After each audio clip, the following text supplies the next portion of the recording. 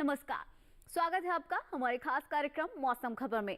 अपने इस कार्यक्रम में हम आपको देंगे मौसम से जुड़ी तमाम जानकारी, बताएंगे आज और कल कैसा रहेगा मौसम का हाल, साथ ही जानेंगे तापमान की स्थिति। लेकिन उससे पहले नजर डाल लेते हैं 5 बड़ी खबरों पर।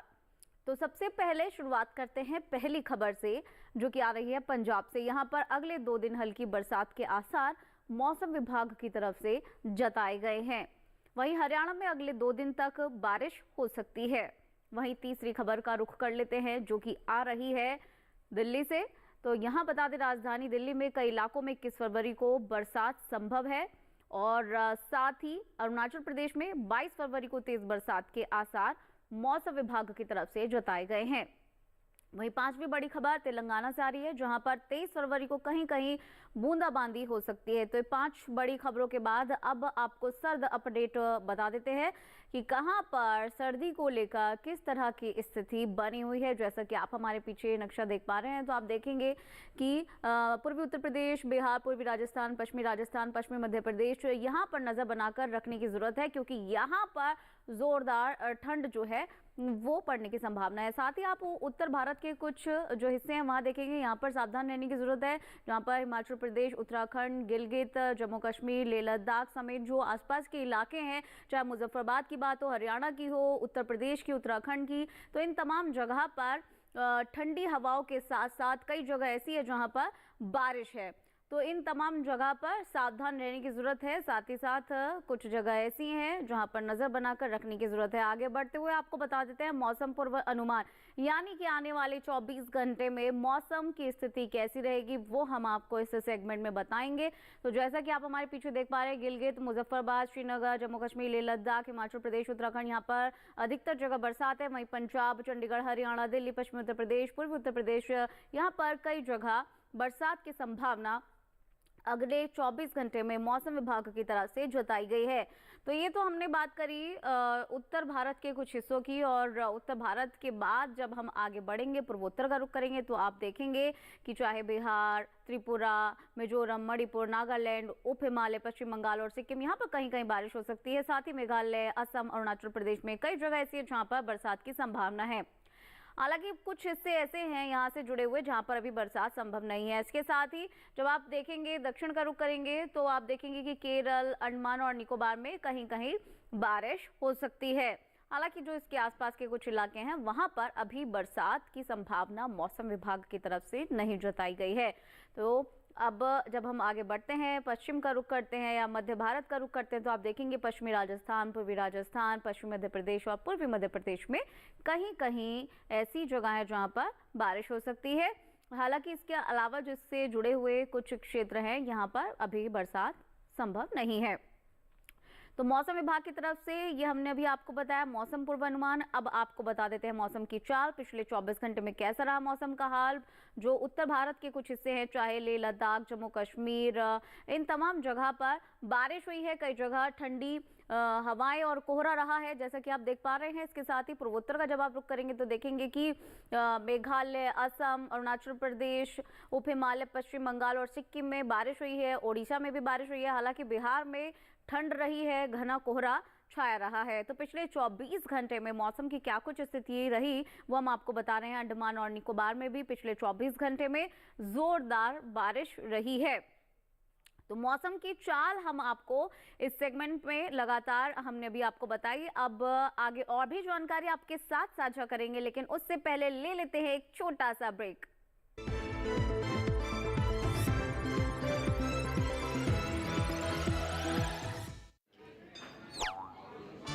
अरे रे, सावधानी हटी तो जेब कटी। ना, मेरी ईमेल आईडी और मोबाइल नंबर है बैंक में रजिस्टर्ड। तो डिजिटल पेमेंट में धोखा हुआ कभी तो अलर्ट्स मिलेंगे तभी के तभी। पर पैसे तो गए। नहीं, पैसे नहीं गए। नहीं जो की लापरवाही तो नहीं करनी पड़ेगी भरपाई। और सुनिए, समय से जो की शिकायत मिलेंगे आपको रिफंड सही सलामत। अब यह कहता है कि जानकार बनिए, सतर्क रहिए।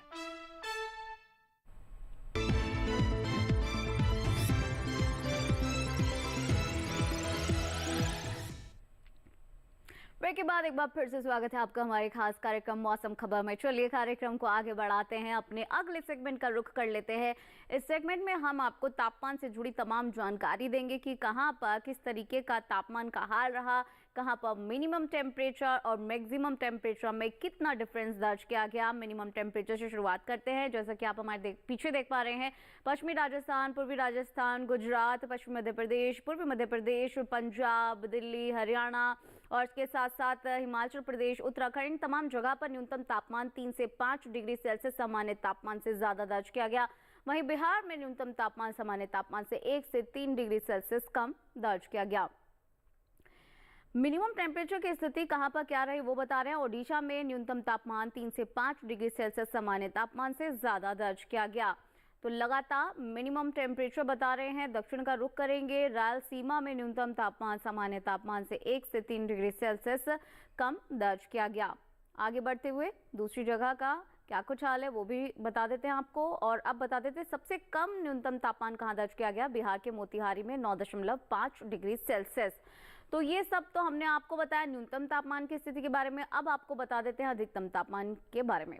तो जब आप उत्तर भारत का रुख करेंगे तो आप देखेंगे कि ज्यादातर जगह पर जो अधिकतम तापमान है वो 1 से 3 डिग्री सेल्सियस सामान्य तापमान से ज्यादा दर्ज किया गया है, चाहे श्रीनगर, जम्मू कश्मीर, लेह लद्दाख, पंजाब, चंडीगढ़ और उत्तराखंड हो, साथ ही मुजफ्फरबाद हो। इसके आगे बढ़ते हुए अब आपको बताते हैं हिमाचल प्रदेश, हरियाणा, दिल्ली, पश्चिमी उत्तर प्रदेश, पूर्वी राजस्थान, पश्चिमी राजस्थान, गुजरात, पश्चिमी मध्य प्रदेश और इन तमाम जगह पर जो मैक्सिमम टेम्परेचर है वो 3 से 5 डिग्री सेल्सियस सामान्य तापमान से ज्यादा दर्ज किया गया है। वहीं छत्तीसगढ़, ओडिशा, मेघालय, असम, नागालैंड, मणिपुर, त्रिपुरा, मिजोरम में अधिकतम तापमान सामान्य तापमान से 1 से 3 डिग्री सेल्सियस ज्यादा दर्ज किया गया। जब आप दक्षिण का रुख करेंगे तो आप देखेंगे कि तेलंगाना, भीतरी उत्तर कर्नाटक, तटीय कर्नाटक, भीतरी दक्षिण कर्नाटक, रायलसीमा, तमिलनाडु, केरल, पुडुचेरी में अधिकतम तापमान सामान्य तापमान से 1 से 3 डिग्री सेल्सियस ज्यादा दर्ज किया गया। और इसके साथ ही आगे बढ़ते हुए मध्य महाराष्ट्र, मराठवाड़ा, विदर्भ और इसके साथ साथ आप देख पा रहे हैं कोकण और गोवा में अधिकतम तापमान सामान्य तापमान से 1 से 3 डिग्री सेल्सियस ज्यादा दर्ज किया गया। और अब आगे बढ़ते हुए जान लेते हैं कि सबसे ज्यादा अधिकतम तापमान कहाँ दर्ज किया गया। तमिलनाडु के इरोड में दर्ज किया गया 38 डिग्री सेल्सियस। तो ये हमने तापमान का हाल आपको बताया, लेकिन देश के अन्य कोनों में तापमान की क्या कुछ स्थिति रही वो एक नजर में आपको दिखा देते हैं।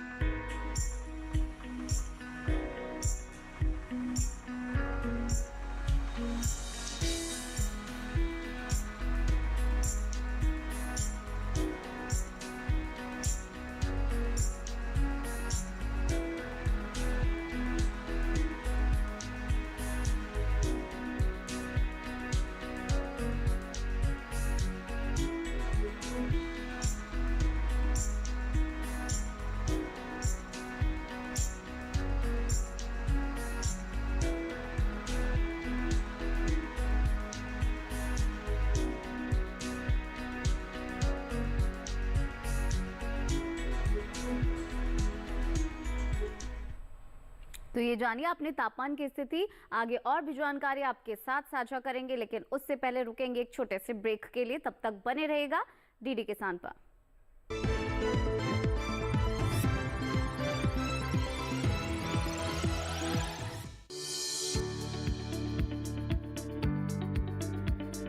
कृषि और पशुपालन है एक दूसरे के पूरक।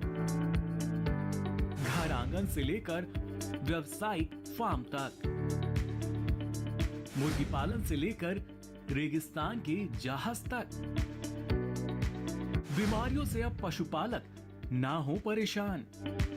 विशेषज्ञ करेंगे आपकी समस्या का समाधान। जुड़िए हमसे, पूछिए अपने सवाल। ईमेल के जरिए भी आप हमारे साथ जुड़ सकते हैं। हमारी ईमेल आईडी है ddkisanapc@gmail.com। हमारे टोल फ्री नंबर हैं 1800-113060 और 1800-113061। देखिए अपना पशु चिकित्सक हर रविवार शाम 6:30 बजे दूरदर्शन किसान चैनल पर।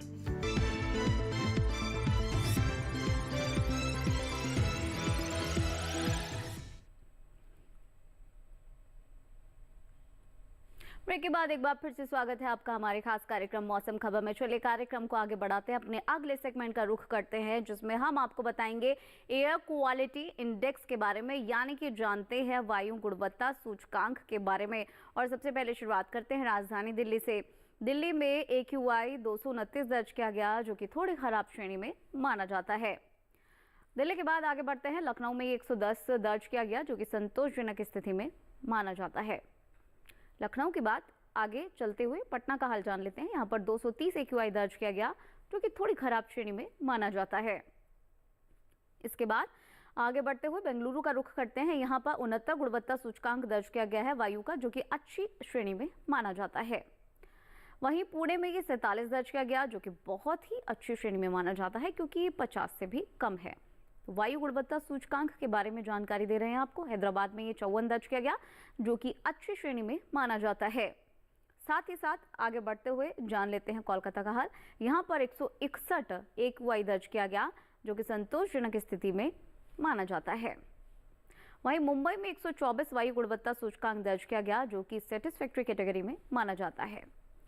तो मुंबई के बाद आगे बढ़ते हैं, अहमदाबाद का रुख कर लेते हैं। यहाँ पर 105 AQI दर्ज किया गया, जो कि संतोषजनक स्थिति में माना जाता है।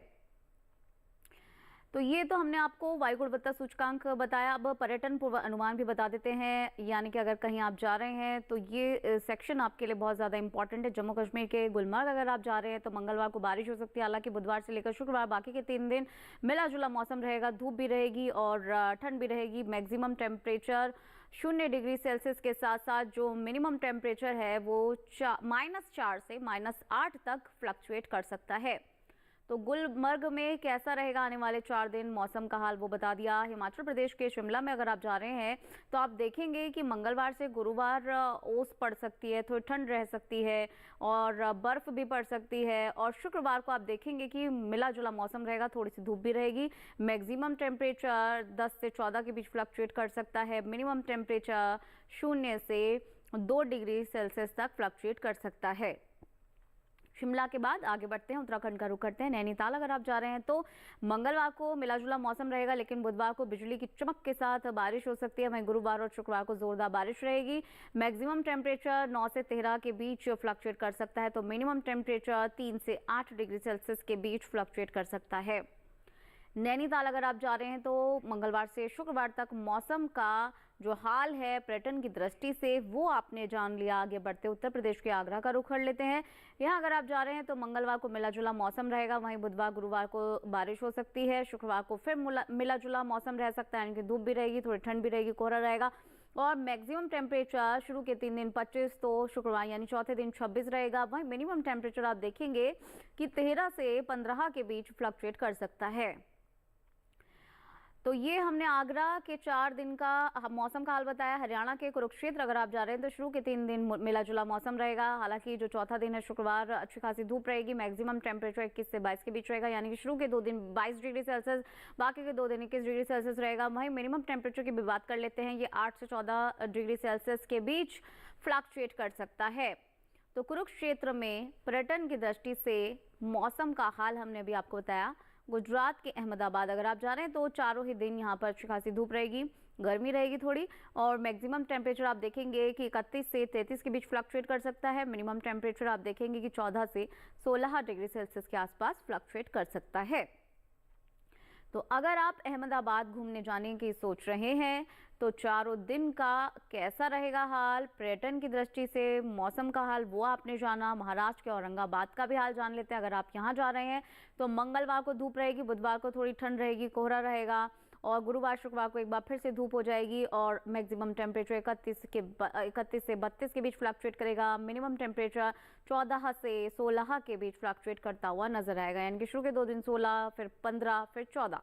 तो 4 दिन औरंगाबाद में कैसा रहेगा पर्यटन की दृष्टि से मौसम का हाल वो आपने जान लिया। तेलंगाना का भी रुख कर लेते हैं। यहाँ के हैदराबाद अगर आप जा रहे हैं तो चारों ही दिन थोड़ी ठंड रहेगी, कोहरा रहेगा। मैक्सिमम टेम्परेचर 35 से 36 के बीच फ्लक्चुएट करेगा।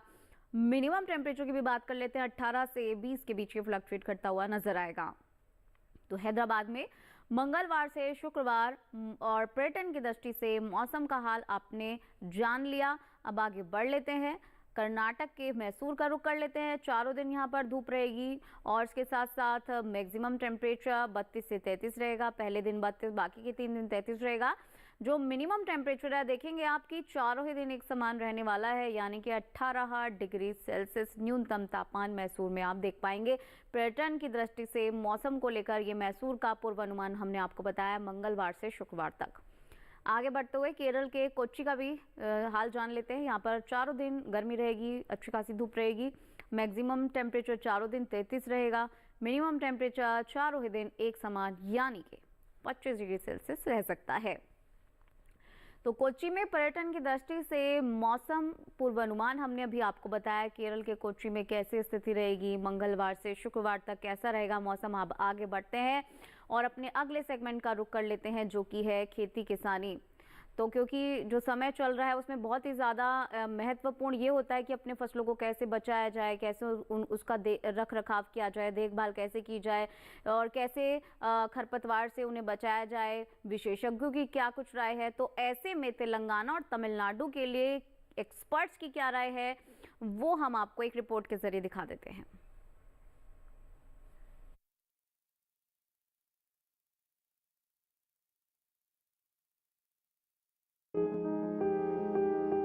तेलंगाना के किसान फरवरी के महीने में मूंग और उड़द की बुआई कर सकते हैं। तेलंगाना में धान की फसल में लीफ ब्लास्ट रोग के नियंत्रण के लिए जरूरी दवाओं का छिड़काव कर लें। इस मौसम में यहाँ मक्का की फसल को डंठल सड़न रोग से बचाने के लिए पोटाश की खुराक डाल लें। यहाँ इस समय मूंग और उड़द की फसल में चूसक कीटों का खतरा हो सकता है। ऐसे में इसकी रोकथाम के लिए आवश्यक कीटनाशकों का छिड़काव कर लें। तेलंगाना में ही मूंगफली में तना सड़न रोग दिखाई देने पर इसके नियंत्रण के लिए हेक्साकोनाजोल का छिड़काव करें। यहाँ सूरजमुखी में रस चूसक कीट के लक्षण दिखाई देने पर जरूरी दवाएं छिड़क लें। तेलंगाना में इस मौसम में खीरे की बुआई की जा सकती है। तेलंगाना में टमाटर में पिनवर्म का प्रकोप दिखाई देने पर इसके नियंत्रण के लिए नोवलुरॉन का छिड़काव करें।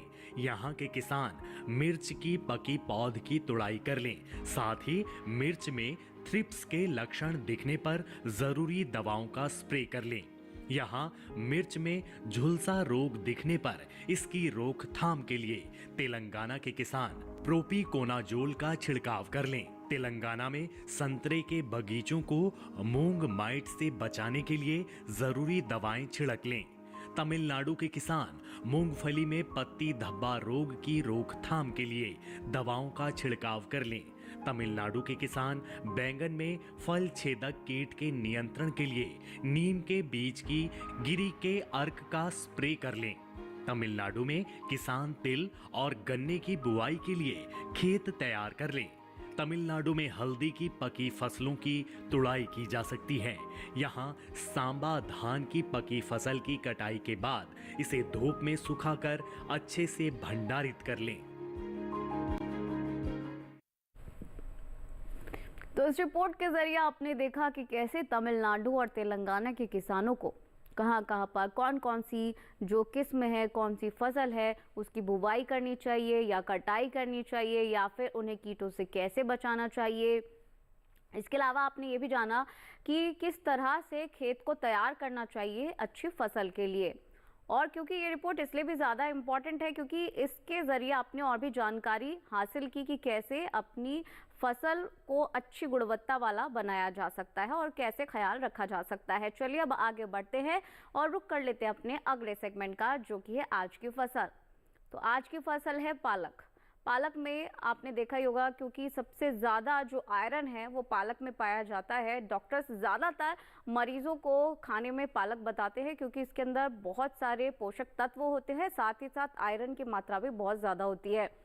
तो पालक की खेती के लिए किन चीज़ों का ख्याल रखना चाहिए, कैसे उन्हें कीटों से बचाना चाहिए, उसकी देखभाल कैसे करनी चाहिए, बुवाई या कटाई या तोड़ाई के समय किन बातों का ख्याल रखना चाहिए, मार्केट में उसे जब हम पहुंचाते हैं तब किन बातों का ख्याल रखना चाहिए, आखिर जो विशेषज्ञ हैं उनकी क्या कुछ राय है, इन सब चीज़ों को सम्मिलित करके एक रिपोर्ट हमने आपके लिए तैयार की है। वो रिपोर्ट आपको दिखाते हैं।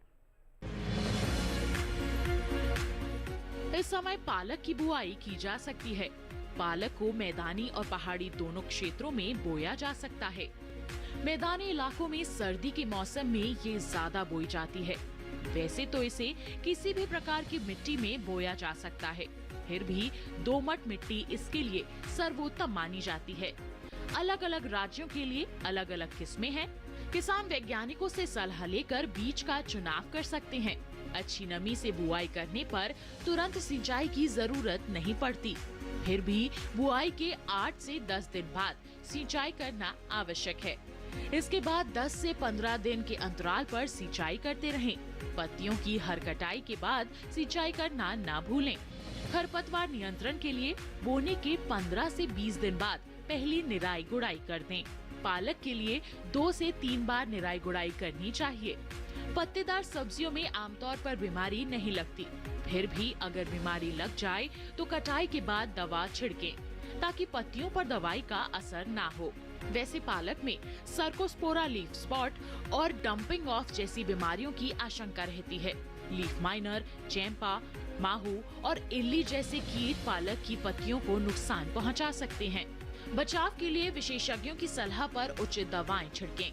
ध्यान रखें कि फसल में किसी भी प्रकार की दवा का छिड़काव करने से पहले कृषि विशेषज्ञों से सलाह जरूर लें। पालक की 1 हेक्टेयर में 80 से 100 क्विंटल तक पैदावार होती है। इसे कई बार काटा जा सकता है।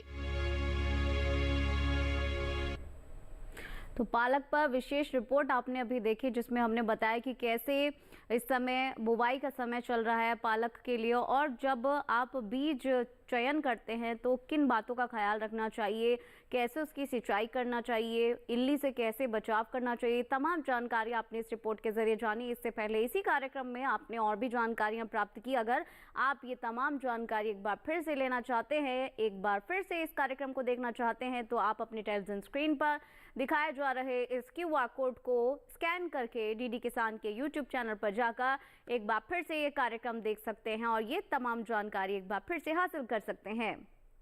तो चलिए, आज के इस कार्यक्रम में बस इतना ही। फिलहाल हमें दीजिए इजाजत। नमस्कार।